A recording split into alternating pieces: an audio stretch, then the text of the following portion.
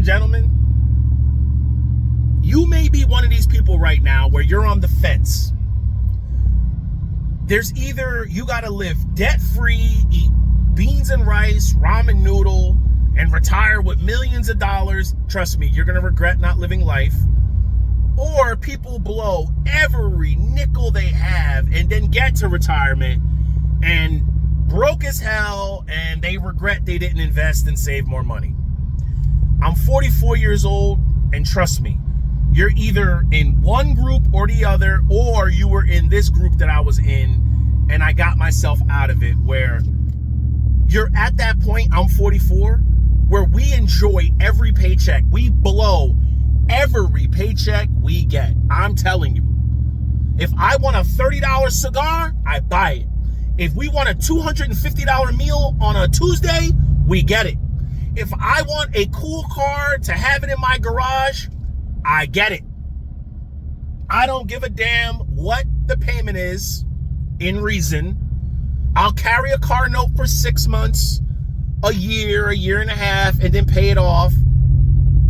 Real people with money do not pull $100,000, $200,000, $300,000 out of a stock market or equity out of their home to pay off a car. Trust me.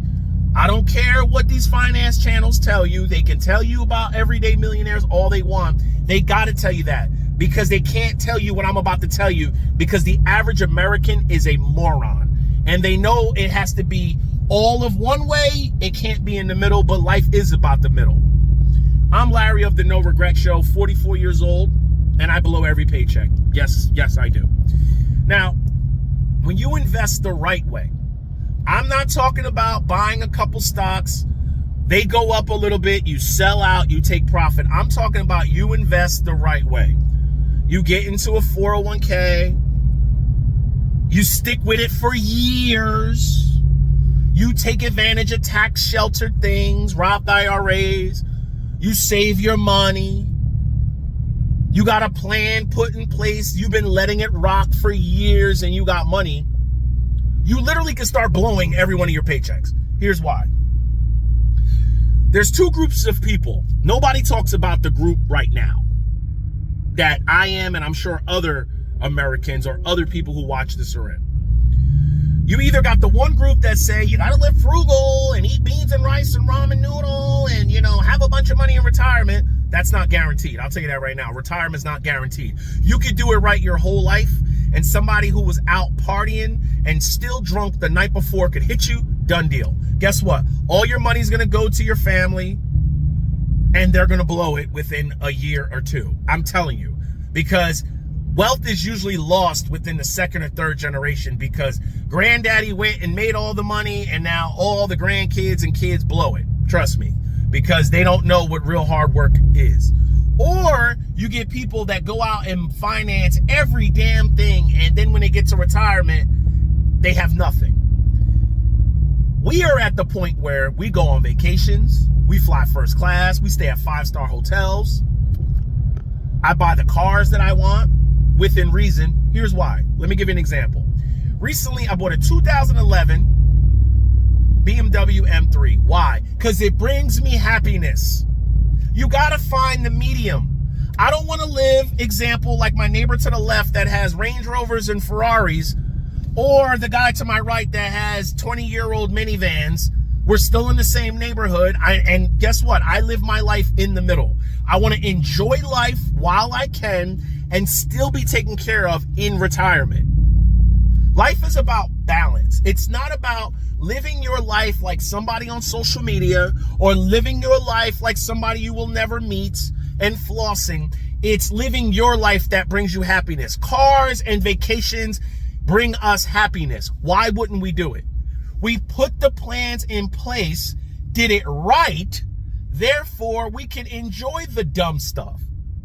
Now, I'm not going to go out and buy a 2024, 2025, 2026 BMW M4 for $105,000, $110,000. That would be stupid. The car is going to depreciate. I went out and bought a BMW M3 convertible with 50-something thousand miles on it. have some money set aside for when things go wrong, which they will with these German sports cars, throttle actuators, rod bearings, and whatever else booby trap will go wrong. Got money set aside for that. And I get to enjoy the same type of car. Now, when I talked about car payments, people with real money do not pull $200, $300, $400, $500,000 out of the stock market or whatever investment they got to pay off a car just to say they have no car payment. You want to know why? Not only is that car going to depreciate, you just triggered capital gains. Sir, you got to pay your taxes. Taxes? How much? I don't know. Oh, okay, I owe nothing. No, you do. Okay, how much? I don't know. Habibi, who knows? Ideally you, sir. How am I supposed to know? Well, you got to do your calculations. Whenever you sell, okay, say your car payment, now this is what we do. We'll put down a nice chunk. We'll keep a car payment for 3 months, 6 months, a year, maybe a year and a half. And we'll hammer them car payments. If the car payment's $1,000, I'm mailing them $4,000. I'm using my working wage. It's not changing my life. I may do maybe one overnighter. But at the same time, I'm building my 401k and my annuity. I still put a little bit of money, pay myself first every week in my savings account, still invest every month, dividend stocks, every week, calendar quarter, whatever we choose to do. Pothole like hell. Oh, I don't drive the M3 to work. Did you see that pothole? I drive my pickup fully paid off. You can enjoy the best of both worlds. And then what we do is we hammer the car payment. Why would we worry about 6%, 7% interest rate for a fixed rate car payment when I'm going to trigger capital gains pulling my money out of the stock market and possibly lose out on the overall return of the stock market that's 10%. That is the cheat code. That is the money cheat code that people are not going to tell you. Life is about enjoying it. Money is just a tool while we're on this earth. You got to find balance. They're not going to tell you that. And this is what this channel is about. Enjoying your hard work. Most people will never get to this point. They're either going to live too frugal, too cheap, and when they get to their deathbeds, I've heard stories. I wish I would have went to this. I wish I would have went to Sweden. I wish I would have went to Africa. I wish I would have went there. I wish I went there. I got millions of dollars. Oh, best believe your grandkids and your kids gonna go, and you can't tell them how to spend it because you ain't here anymore. Or people live their best lives, blow everything they have, and then when they get to their 50s, 60s, and 70s, they're working forever because they did not set anything aside for the future. If you do it right, you can enjoy things now when you actually can move your knees and your legs and your hips don't need replacements, and you can walk the pyramids and travel and shop in downtown Madrid or Greece or Italy, wherever you want to go. You can enjoy the fun cars. You can ball out on a budget. And your future will be taken care of because you busted your ass. You got fully funded 401ks, Roth IRAs. You got Social Security coming your way. You got great index funds, and you got dividend stocks or rental real estate. That is what real people with money do. A person who owns an HVAC company does not pull out $500,000 to go get new equipment.